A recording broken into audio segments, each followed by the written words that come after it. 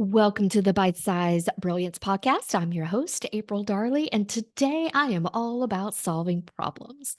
I actually love to solve problems. Over the years, I have had clients and friends ask me, April, how can you listen to people's problems all day and not be dragged down by it, not feel, ugh, right?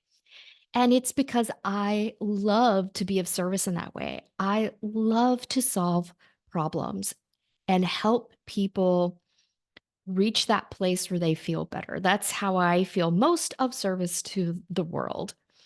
And I think back, and that may still sound weird, but I remember this one time I was having a meeting with my accountant, and she was going over my quarterly books, and I just did not love what I was hearing, and I'm like, "Oh, Nancy, like, how can you do this? Isn't this so tedious and boring to do all these facts and figures and numbers? Ugh, it just makes me wanna go have a drink afterward." And she lit up and she's like, "No, I love this. I love the facts and the figures and the numbers and the organization." And I'm like, "You know what? You are in the right job, just like me." So think about what lights you up. What do you love to do that other people think you are absolutely just crazy for? Because you know what? When you find that thing, that is part of your purpose, it's part of your passion, and definitely you want to be doing that in some way. But since I love to solve problems, and I'm a big learner, I'm a course junkie, an article junkie, a book junkie, you name it. I read this article in a business magazine that talked about Bill Gates has this very particular problem solving method. It's a two-question problem solving method that he uses whenever he gets stuck.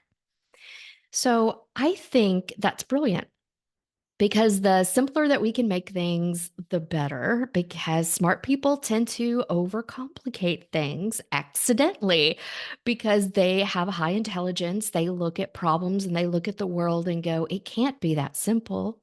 But you know what? It really can. And simple is better. Back to the basics is a real thing for a reason. So here is Bill Gates's method. Question number one, and I'm going to read that off. When he gets stuck, the first question he asks is, who do I know who has dealt with this problem? And that's great because we all need a mentor, right? Even if you think you run a multi-billion dollar company, you're responsible for a lot of innovation, these people still get stuck. You know, they're still people. They have problems like you and me, but it's leveraging your network, looking at your community, looking at your friends, finding a mentor. You don't have to know them in person. There are a lot of mentors who have really changed my life, and that is by reading their books, listening to their podcasts, getting on their email list, just getting in the room with them. And they don't know who I am, but they have had such a huge impact in my life. So, number one, who do you know that has dealt with this problem? And they're going guarantee you do not fall into the sabotage. Sometimes I will have a client that says, I must be the only one who is experiencing XYZ. Stop that little voice in your head because I can absolutely guarantee you, with almost 20 years of practice, that you are not the only one to ever experience anything. So, if that is a story that you are telling yourself, kindly put that in the back seat because someone out there has experienced what you're going through. It might be a little different in the details, but the theme will be the same.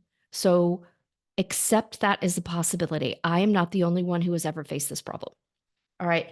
The second question he asks is, what can I learn from them? So he's actively asking them, hey, I've got this problem. I know you dealt with it. You overcame it. You solved it. Can you teach me? Like, how did you do it?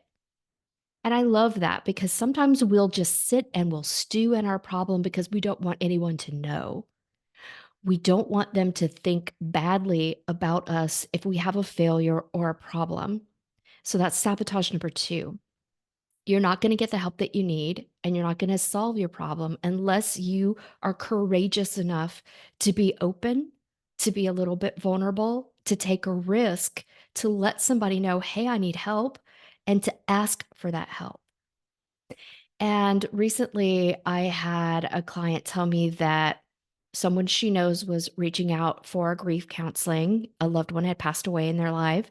And the first experience she had with a grief counselor was terrible. And so she tried a second one, and it was also terrible. And she was so put off by the whole experience that she doesn't even want to get help anymore. So that makes me really sad to hear. And I've also reached out for help and gotten no's and gotten ghosted and had terrible experiences. But if you don't keep trying, if you don't get back up on that horse, if you don't keep trying another method, another direction, then you're just sitting and stewing in the problem. And how is that helping? It isn't. Find a mentor, find a counselor, find a therapist, find a doctor, find a practitioner, find a church, find some spirituality. There are so many different ways to solve problems from so many different angles. And if you are telling yourself, I've tried everything, my friends, that is a sabotage. I can tell you from my time seeing patients as a physician, I would be a multimillionaire if I had a dollar every time a patient said to me, I've tried everything. And then I will list off options 1, 2, and 3. They're like, oh, I've never heard of those. Right? So don't let that voice in your head that say, I tried it, didn't work for me, or I tried it, had a bad experience, so I'm not going to do it, or I've tried everything, because those are sabotages. Keep going, get back on that horse. It may be uncomfortable, it may be hard, you might even fail at it, but you might just do the opposite. You might solve your problem. You might thrive.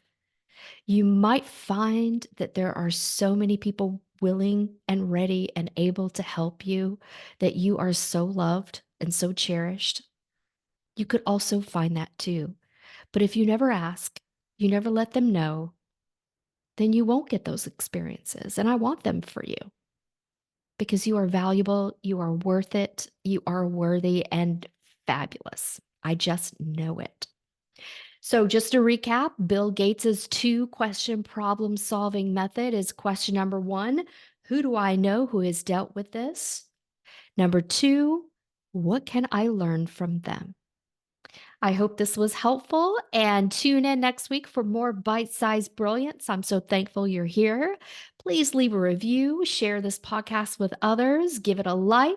I am so thankful for all the love. Until next week, my friends, goodbye.